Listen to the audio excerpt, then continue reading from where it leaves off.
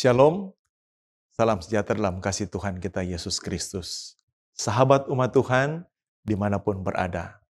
Waktu yang indah ini, mari kita renungkan firman Tuhan. Sebelumnya mari kita tunduk kepala, kita berdoa bersama-sama.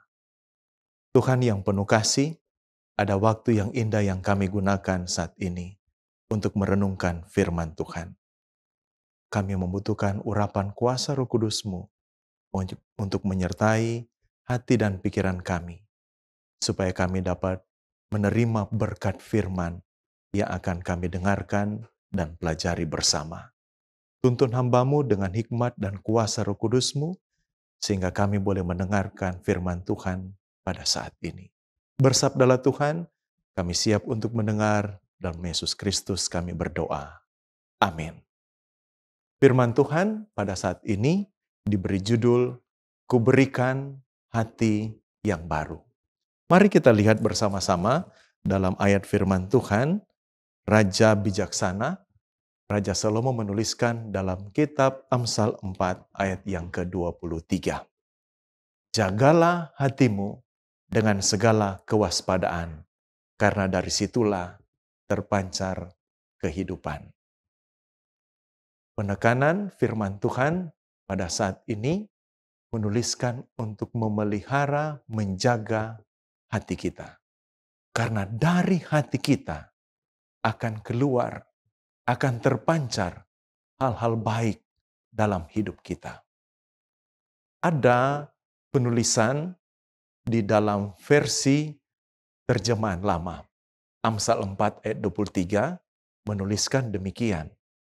Peliharakanlah hatimu terlebih daripada yang patut dipelihara, karena dari dalamnya terpancar segala air hidup.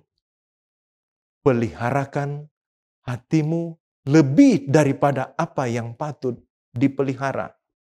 Apa yang menjadi kegemaran kita untuk memelihara. Mungkin ada hewan peliharaan. Atau mungkin ada yang kita senangi. Bunga mungkin. Atau hal lain yang kita punya ekstra perhatian kepada hal-hal tersebut.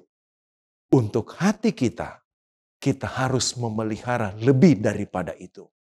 Karena di dalam hati kita, sebagaimana firman Tuhan sudah sampaikan, dari situ akan terpancar air hidup. Dari hati kita akan terpancar hal-hal yang baik. Nah, hati yang dimaksudkan di sini bukanlah organ tubuh hati, ya. Hati di mana fungsi hati ini ada posisi di mana? Bukan itu maksud dalam Amsal 4 ayat 23. Bukan yang orang mengatakan sakit hati dalam istilah medis, oh dia ada sakit liver. Bukan itu, ya. Hati yang dimaksudkan di sini adalah pikiran. Dari pikiran yang harus kita pelihara, dari pikiran ini akan terpancar kehidupan.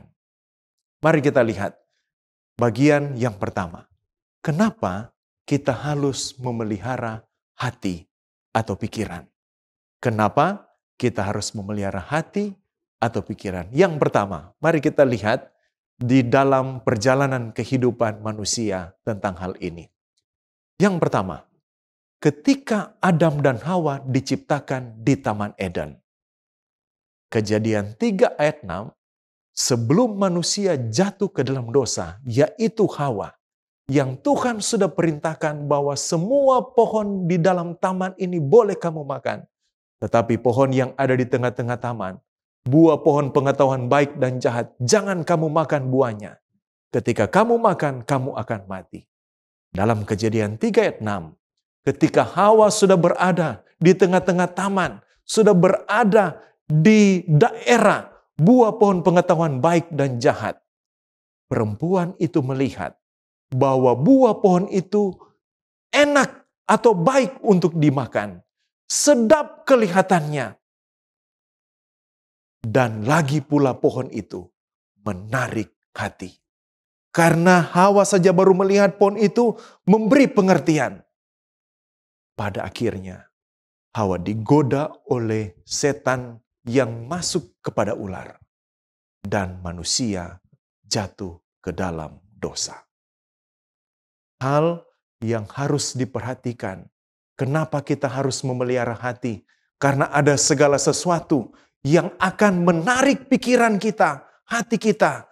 Kalau kita tidak punya filter, saringan yang punya hikmat dari Tuhan, maka bisa saja penggodaan atau pencobaan itu akan menarik hati kita. Walaupun kita belum melakukan dosa, tetapi perlahan-lahan ada bujukan dari kuasa kegelapan, sehingga kita akan melakukan hal yang tidak baik, berujung kepada tindakan dosa.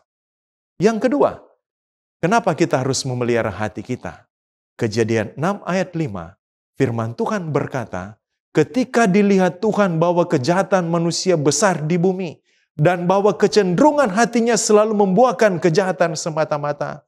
Hal ini terjadi ketika Tuhan akan membinasakan bumi ini dengan air bah, bahwa pikiran manusia, hati manusia, apa yang diperbuat, kejahatan, tindakan-tindakan yang baik, tidak baik, itu dibuat oleh manusia pada saat itu. Luar biasa. Dalam pikiran saja sudah berpikir yang tidak baik, apalagi di dalam tindakan. Yang ketiga, mengapa kita harus memelihara hati kita? Dalam 1 Samuel 16 ayat 7, firman Tuhan berkata, tetapi berfirmanlah Tuhan kepada Samuel, janganlah pandang parasnya atau perawakannya yang tinggi, sebab aku telah menolaknya. Bukan yang dilihat manusia, yang dilihat Allah. Manusia melihat apa yang di depan mata, tetapi Tuhan melihat hati. Cerita tentang Samuel ketika Tuhan berfirman kepada Samuel untuk mencari seorang yang bernama Isai, dan dari anak-anak Isai akan dipilih seorang raja untuk menggantikan Raja Saul. Anak-anak Isai datang pada waktu itu. Eliab, badannya tinggi, perawakannya bagus, muncul di hadapan Samuel. Samuel menilai bahwa anak ini yang layak untuk menggantikan Saul, untuk menjadi raja atas Israel. Dalam hati Samuel, melayakkan Eliab untuk menjadi raja. Tapi dalam pandangan Tuhan, Tuhan tidak berkenan kepada Eliab. Tuhan katakan kepada Samuel, jangan kamu pandang tinggi perawakan dan parasnya. Memang manusia hanya melihat apa yang ada di depan mata, tetapi Tuhan melihat hati. Kenapa kita harus memelihara hati? Dalam ringkasan tadi, karena hati atau pikiran kita yang mengendalikan. Apa kelak akan kita buat, mulai dari apa yang kita pikirkan, segala kendali dan kuasa ada pada kita.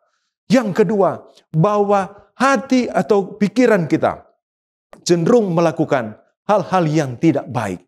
Dan yang ketiga, hati atau pikiran kita dilihat oleh Tuhan. Dalam ringkasannya, kenapa kita harus memelihara hati? Kita sudah membahasnya bahwa hati atau pikiran kita dikendalikan oleh kita masing-masing. Kuasa kendali itu ada pada kita. Yang kedua tadi, bahwa hati atau pikiran kita cenderung melakukan hal yang tidak baik, mulai dari pikiran, apa yang kita katakan dan apa yang kita buat. Dan yang ketiga, kenapa kita harus memelihara hati? Karena hati atau pikiran kita dilihat oleh Tuhan. Saudara-saudara yang kekasih dalam Tuhan kita Yesus Kristus. Pertanyaan selanjutnya, bagaimana kita harus memelihara hati kita? Bagaimana kita harus memelihara pikiran kita? Yang pertama, Rasul Paulus menuliskan dalam Galatia 2 ayat 20. Bagaimana kita harus memelihara hati kita atau pikiran kita. Namun aku hidup, tetapi bukan lagi aku sendiri yang hidup, melainkan Kristus yang hidup di dalam aku. Dan hidupku yang kuhidupi sekarang di dalam daging adalah hidup oleh iman dalam Anak Allah yang mengasihi aku dan yang menyerahkan dirinya untuk aku. Kita harus memelihara kehidupan hati atau pikiran kita karena Kristus yang hidup di dalam saya dan saudara. Ketika Kristus telah hidup di dalam kehidupan kita, maka tindakan di dalam kehidupan kita, dalam pertumbuhan rohani, bagaimana kita harus memelihara hati kita, yaitu di dalam Matius 11 ayat 28 sampai 30. Kristus mengatakan, "Marilah kepadaku semua yang letih lesu dan berbeban berat, Aku akan memberikan kelegaan kepadamu. Pikulah kuk yang kupasang dan belajarlah kepadaku, karena aku lemah lembut dan rendah hati, dan jiwamu akan mendapat ketenangan. Sebab kuk yang kupasang itu enak, dan bebanku pun ringan." Pertama, kita harus memelihara hati kita ketika Kristus hidup di dalam kita. Yang kedua, kita harus memelihara hati atau pikiran kita. Kita harus belajar dari kehidupan Yesus Kristus. Kehidupan yang sungguh penyerahan kepada Tuhan. Kehidupan yang benar-benar bergantung kepada Tuhan. Dan kita dapat lihat bahwa kita harus belajar dari apa yang Yesus buat dalam kehidupannya. Agar hati atau pikiran kita benar-benar kita harus bisa mengubahkannya dengan pertolongan Tuhan. Dan yang ketiga, bagaimana kita harus memelihara hati kita? Filipi 4 ayat 8, Rasul Paulus mengatakannya, "Jadi akhirnya saudara-saudara, semua yang benar, semua yang mulia, semua yang adil, semua yang suci, semua yang manis, semua yang sedap didengar, semua yang disebut kebajikan dan patut dipuji, pikirkanlah semuanya itu." Ketika kita memelihara hati atau pikiran, ketika Kristus ada dalam kehidupan kita, ketika kita belajar dari kehidupan Yesus, maka apa yang tertulis dalam firman Tuhan, Filipi 4 ayat 8, pikirkan dan lakukan hal-hal baik yang ada dalam pikiran dan hati kita. Kebenaran-kebenaran, hal-hal yang baik yang harus terpancar di dalam kehidupan saya dan saudara. Terekspresi, tergambar dalam tindakan ketika kita memelihara hati dan pikiran kita. Kristus yang telah hidup dalam kehidupan saya dan saudara. Kita belajar dan melihat bagaimana kehidupan dari Yesus Kristus. Dan kita memelihara hati dan pikiran kita untuk melakukannya dalam kehidupan saya dan saudara. Sebagai refleksi kehidupan. Sebagai bagian dari pengalaman dan pertumbuhan iman. Bagaimana perjalanan hati saya dan saudara. Bagaimana perjalanan hingga saat ini, pikiran atau kehidupan kita kepada jemaat di Laodikia, kepada umat Tuhan di akhir zaman. Wahyu 13 ayat 14 sampai 22 yang boleh menjadi bagian perenungan dalam kehidupan kita sebagai refleksi kehidupan. Mari kita dengarkan ayat-ayat yang terdapat dalam Wahyu 3 ayat 14 sampai 22.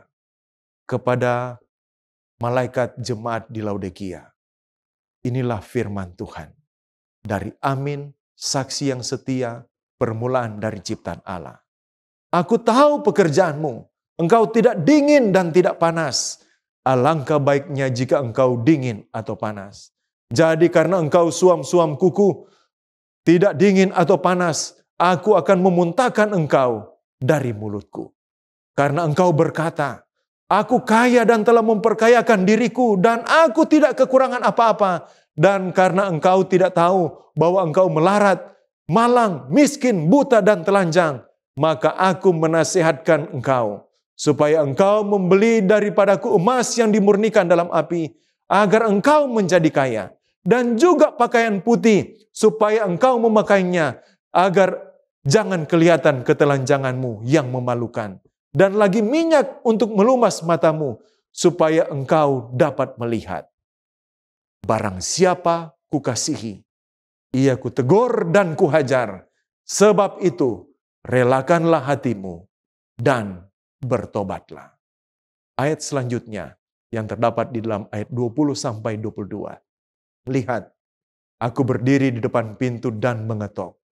Jika ada orang mendengar suaraku dan membukakan pintu, aku akan masuk mendapatkannya. Aku akan makan bersama-sama dengan dia, dan ia bersama-sama dengan aku. Barang siapa menang, ia akan kedudukan bersama-sama dengan aku di atas tataku, sebagaimana aku pun telah menang dan duduk bersama-sama dengan Bapakku di atas tatanya. Barang siapa bertelinga, hendaklah ia mendengarkan apa yang dikatakan Roh kepada jemaat-jemaat. Kepada jemaat Tuhan akhir zaman yang dilambangkan dengan jemaat Laodikia. Firman Tuhan berkata, barang siapa kukasihi, ia kutegur dan kuhajar. Sebab itu, relakanlah hatimu dan bertobatlah. Kalau kita mengalami pertobatan dalam kehidupan kita, dengan merasakan Yesus ada di pintu hati kita, mengetok, relakan hati dan bertobat. Dia tetap mengetok agar kita bisa membukakan pintu hati kita. Dia rindu masuk ke dalam kehidupan saya dan saudara. Mari buka pintu hati kita. Yesus punya kerinduan. Ketika pintu hati kita buka, supaya Yesus Kristus hidup di dalam kehidupan kita. Supaya kita bisa belajar dari Yesus. Supaya kita dapat memikirkan dan melakukan hal-hal baik sesuai dengan kebenaran firman Tuhan yang ada dalam hati dan pikiran kita. Yesus punya kerinduan. Dia masuk dalam kehidupan saya dan saudara. Dia akan makan bersama-sama dengan saya dan saudara. Dan dia punya kerinduan. Dalam Yohanes 14. Aku akan kembali datang menjemput kamu, supaya di tempat di mana aku berada, kamu pun berada. Ini yang harus menjadi kerinduan kita. Hal ini harus melekat dalam diri kita, di hati kita, di pikiran kita. Keadaan-keadaan pada akhir zaman, di mana manusia akan semakin tidak baik, melakukan kejahatan, tetapi sebagai anak-anak Tuhan, sebagai umat-umat Tuhan, ketika hari ini Tuhan masih berikan saya dan saudara kesempatan untuk bertobat, relakan hatimu. Beri hatimu untuk melakukan pembaruan dalam kehidupan. Beri hatimu supaya dapat melakukan pertobatan.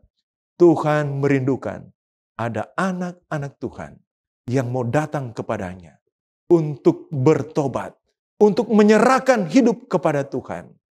Dia rindu untuk masuk ke dalam hati dan kehidupan saya dan saudara. Dia rindu supaya pada satu kali kelak, di mana dia berada, saya dan saudara berada dengan Kristus, yaitu di dalam kerajaan sorga. Yesus akan memberikan hati yang baru bila mana kita membuka hidup kita, merelakan hidup kita, dan bertobat.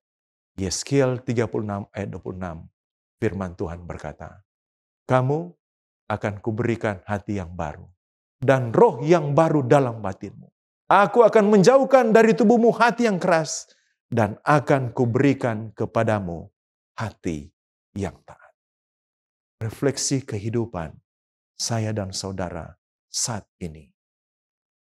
Dia akan memberikan hati yang baru untuk menuntun kehidupan kita dalam sebuah pengharapan yang abadi, yaitu dia akan masuk dalam kehidupan kita, makan bersama-sama dengan kita, dan pada akhirnya kita akan bersama-sama dengan Tuhan pada saat dia datang pada kali yang kedua.